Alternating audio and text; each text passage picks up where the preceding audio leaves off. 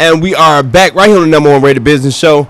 Once again, still having a great conversation with Miss Anita, Mavis, and Gail talking about anti-racism. We've talked a lot about the subject of racism and how it affects and the past and the history of it. Let's kind of transition into what we see the future and what we see the solution to this problem is. Anita, let's start with you. Yeah, so I'd like to direct this conversation towards Mavis and Gail.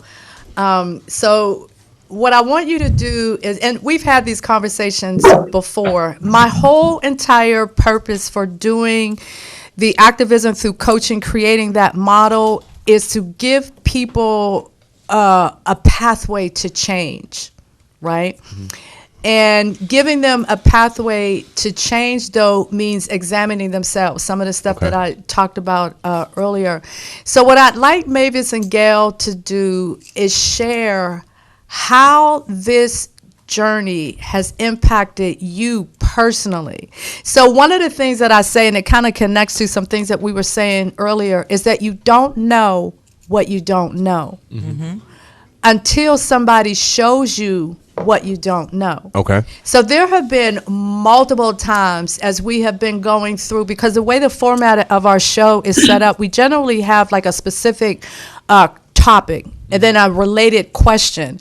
But a lot of it is history based. And so I bring up a lot of information that most people are not familiar with. So just as a sidebar, I would also mention that I hang out with people who are historians and all of that. So I get a lot of information from these are people that study history. They're university professors and all of that. So it gives me a wellspring of information to feed off of when I'm planning for the podcast. So what I'd like for Mavis and Gail to do is talk about the topic of allyship, because we've had conversations where what I've said to them is the three of us together actually model true allyship. Okay. Mm-hmm.